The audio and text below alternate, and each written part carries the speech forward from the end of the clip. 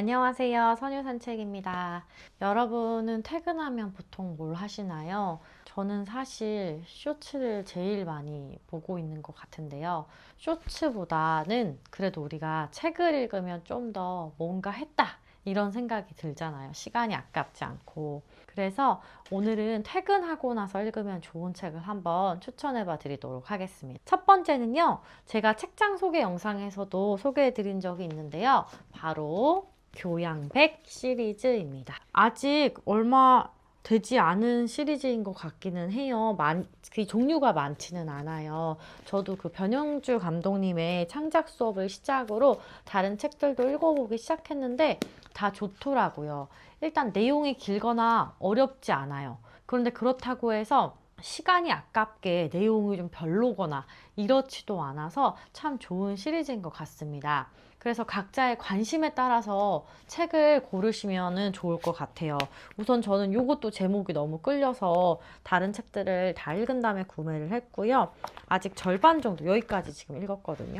읽었지만 이것도 재미있게 현재 읽고 있습니다.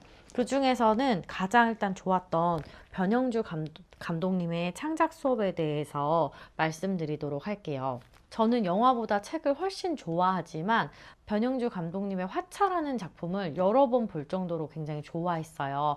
또 이 감독님이 방구석 일렬이라는 영화 프로그램에서 나와서 항상 말씀을 하셨는데, 말씀하시는 걸 보면 정말 생각이 깊고 깨어있고 멋진 사람이다라는 생각을 사실 많이 했어요. 그래서 이번에 이 북클럽에서 선택도서로 책을 골라서 주신 거거든요. 그래서 이 책을 고를 때 감독님의 이름을 보고 이 책을 고르게 되었습니다. 감독님은요, 이 책에서 영화를 이렇게 표현하세요. 영화는 필연적으로 가진 자의 담론, 즉 그 사회를 운영하는 사람들의 담론 안에서 만들어질 수밖에 없는 것이지요. 즉 사회 안에서 그 사회의 담론으로 영화가 만들어진다고 보고 있어요. 그래서 이분이 위안부에 대한 영화를 만드셨거든요. 그래서 그 영화를 우리나라가 어떻게 바라보는지, 그리고 어떻게 받아들이는지, 그런 걸 통해서 우리 사회가 어떤 사회구나 라는 것들을 깨닫기도 하십니다. 또한 감독님은요, 우리는 우리의 상처, 기억, 굴욕, 실패를 굉장히 특별하게 생각해요. 그런데 우리 모두가 살면서 상처를 받잖아요. 개별의 상처는 절대로 특별하거나 다른 상처보다 우위에 있지 않아요. 화차라는 책에 꽂혀 영화까지 만든 것은 자신의 삶을 너무 특별하게 생각한 한 여자가 자기 연민에 빠져 괴물이 되었기 때문에 그 소설이 끌렸던 거예요. 자기 연민에 빠지는 순간 우리는 괴물이 됩니다. 여러분, 자기의 불행을 특별하다고 생각하지 마세요. 우리는 곁에 있는 사람만큼만 불행해요. 더 불행하지 않아요. 그러니 나처럼 불행한 사람 좀 잡아먹지 마세요. 이렇게도 또 재미있게 이야기를 하십니다. 그래서 이 변영주 감독님은 좋은 영화를 만드는 영화 감독이시고, 또 이 사회에 대해서, 이 사회를 살아가고 있는 우리 인물들에 대해서 정말 깊게 고민하고 성찰하시는 분이라는 걸 이 책을 통해서 알 수 있었어요. 그래서 영화로서 자신을 드러내고 표현하는 감독님의 생각을 엿볼 수 있어서 참 좋은 책이었습니다. 이 책뿐만 아니라 나는 왜 이유 없이 불안할까? 이 책도 되게 잘 읽었습니다. 그래서 불안은 사실 누구나 가지고 있거든요. 그런 것들을 다시 한번 또 일깨워져서 너무 불안해하지 않아도 된다, 이런 마음이 들었고, 또 왜 내가 불안이 생기지? 그런 마음까지도 같이 알 수 있게 한 책이었습니다. 그 외에 미국의 배신과 흔들리는 세계, 이건 아직 끝까지는 못 읽었고요. 요 나머지 책들도 나중에 읽어보고 또 공유해 드리도록 하겠습니다. 두 번째는요, 월급 사실주의입니다. 혹시 여러분들 요 시리즈 아시나요? 월급 사실주의 시리즈인데, 이게 뭐냐면 이 책을 딱 펼치면 기획의 말을 대신하여 하고 나와 있습니다. 이 책이 왜 이렇게 나오게 되었는지. 평범한 사람들이 먹고 사는 문제를 사실적으로 그리는 한국 소설이 드물다. 우리 시대의 노동 현장을 담은 작품이 더 나와야 한다라는 이 깨달음으로 시작되었습니다. 그래서 이 동인지의 규칙은, 첫째, 한국 사회의 먹고 사는 문제에 대해 문제의식을 갖는다. 둘째, 당대 현장을 다룬다. 수십 년 전이나 먼 미래 이야기가 아니라 지금 여기를 쓴다. 셋째, 발품을 팔아 사실적으로 쓴다. 판타지를 쓰지 않는다. 넷째, 이 동인의 멤버임을 알린다. 이런 문제의식을 규칙으로 동인을 만들어 책을 내자는 제안을 글을 잘 쓰시고 비슷한 문제의식을 가진 작가분들께 제안했고 그 제안에 응하신 분들과 함께 이렇게 책을 만들게 되었다고 합니다. 그래서 2023년을 시작으로 2024년 그리고 2025년 순서가 바뀌었네요. 2024년, 2025년 이렇게 시리즈가 나오고 있어요. 제가 처음 접한 책은 2024년 책이에요. 인성에 비해 잘 풀린 사람. 은유 작가님의 책 속에서 추천을 받아서 제가 이 책을 구매해서 읽게 되었는데요. 이 책의 취지에 맞게 지극히 평범한 저는 이 이야기에 나오는 모든 주인공들에게 마음을 공감하며 따라갈 수밖에 없었습니다. 가장 와닿았던 이야기를 하나 소개해 드릴게요. 2025년 작품에서 나왔던 이야기인데요. 황시윤 작가님의 1일 업무 보고서입니다. 황시윤 작가님은 이 작품을 통해 처음 읽어보게 되었는데요. 하반신 장애를 가지고 있는 세진은 아웃소싱 뉴스를 스크랩하는 일을 하고 있습니다. 이 장애인 재택근무자들이 100만 원 정도의 급여를 받으면서 매일 몇 시간씩 비슷한 기사들을 스크랩해서 비공개 카페에 게시를 해요. 그런데 그 게시한 글들의 조회수가 계속 0이에요. 즉 아무 의미 없는 일을 하고 있는 거죠. 그래서 그런 일을 매일 하고 있는 자신에게 굉장히 자괴감을 느끼지만 척수가 손상되고 완전 마비를 판정받은 뒤 또 기대 수명은 62세까지예요. 그럼 그때까지 살아나가야 되니까 이 일을 해나가야만 했습니다. 거기에다가 처음에 식사를 준비하는 장면이 나오는데 누룽지를 먹는 장면이 나와요.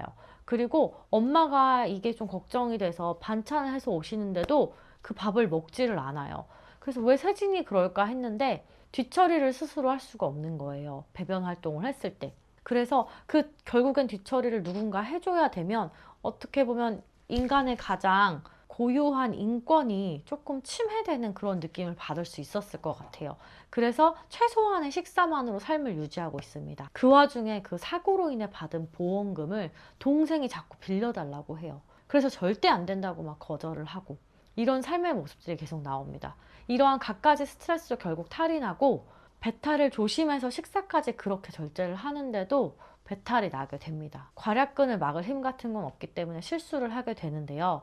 마침 그때 보호사님도 엄마도 세영이 동생이거든요. 전화를 받지 않습니다. 그 채로 누워있으며 터져나오는 울음을 결국 참지 못하고 울면서 이야기가 끝납니다. 이렇듯 다양한 삶의 자리에서 먹고 살기 위해 애쓰는 모두의 이야기가 담겨 있어요. 정말 다양한 직업군이 등장을 하는데요. 제가 이번 영상을 준비하면서 2023년 월급 사실주의도 구매를 했거든요.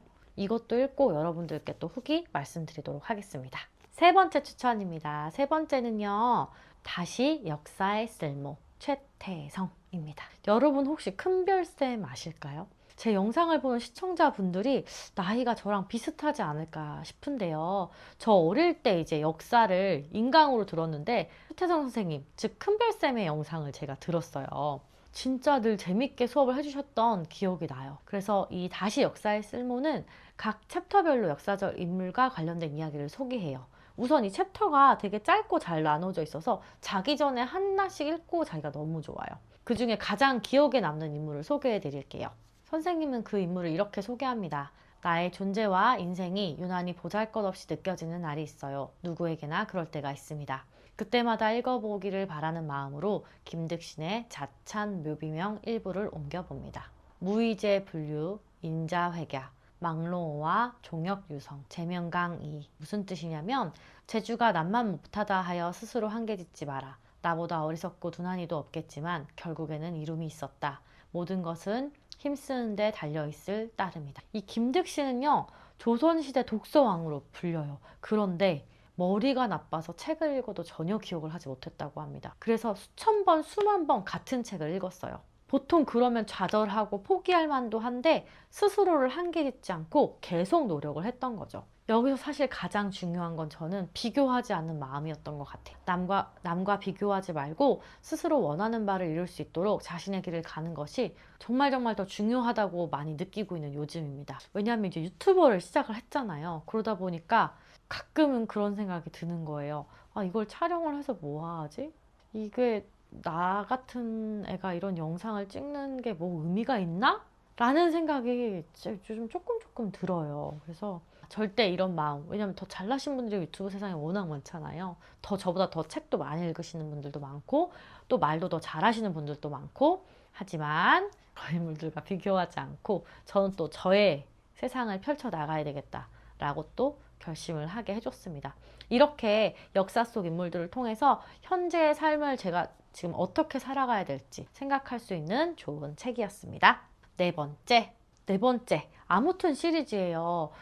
사실 이건 너무너무 유명해서 소개할까 말까 고민하다가 퇴근 후에 실제로 손이 가장 많이 가는 시리즈여서 추천을 드립니다. 종류가 사실 엄청 많아서 관심 있는 거 하나는 이 중에 있으실 거예요. 그래서 저도 보시면 이 아무튼 수를 시작으로, 너무 귀엽죠? 아무튼 수를 시작으로 다양한 아무튼 시리즈를 읽어왔는데요. 그 주제에 맞는 에세이가 들어있어서 크게 읽는데 부담이 없어요. 서사가 어려워서 집중을 해야 하거나 표현이 난해해서 고민을 크게 할 필요 없이 술술 잘 읽을 수 있습니다. 또한 관심 있는 분야를 아무튼 시리즈를 통해 접하게 되면 그 분야에 대해 더 잘 알게 되고, 저 같은 경우는 직접 실천으로 이루어지는 경우가 많았어요. 예를 들어서 저는 요가가 하고 싶어지면 아무튼 요가를 찾아서 읽어요. 그러면 요가를 하고 싶은 마음이 뿜뿜 올라와요. 바로 그럼 체험 예약해보고. 그런 식으로 뭔가 실천을 또 하게 해주는 시리즈였던 것 같아요. 그 중에 제가 제일 좋았던 시리즈는요, 아무튼 문구입니다. 사실 문구에 크게 그렇게 관심이 없었는데 이 한 분야를 좋아하고 사랑하는 사람이 그 분야에 대해 말하는 것을 듣는 게 정말 너무 재미있게 느껴졌던 책이고, 관심 없던 저까지도 문구에 관심을 가지게 되는 그런 책이었습니다. 마치 첫사랑 얘기를 듣는 학생 같은 그런 느낌으로 이 책을 읽었던 것 같아요. 그리고 이 아무튼 시리즈를 보면서 나도 언젠간 아무튼 시리즈를 써보고 싶다는 생각을 가지고 혼자 맨날 고민해요. 아무튼 뭐 쓰지? 아무튼 독서 써야 되나? 아무튼 뭐 이런 거 써야 되나? 이렇게 항상 고민을 하는데요. 이 관심 분야에 대해서 퇴근 후에 가볍게 읽어볼 수 있는 좋은 책이니 추천드리도록 하겠습니다. 여기까지 퇴근 후 읽기 좋은 책 4권을 소개해 드렸는데요. 우선 너무 길고 어려워서 부담 주는 책은 뺐고, 가볍지만 재밌고 무겁지만 길진 않은 다양한 책들을 추천해 드렸습니다. 지친 하루, 재미있는 책들로 하루를 마무리해 보시기를 추천드리겠습니다. 오늘도 고생 많으셨고요. 시청해 주셔서 감사드리며 다음 영상에서 만나도록 하겠습니다. 감사합니다.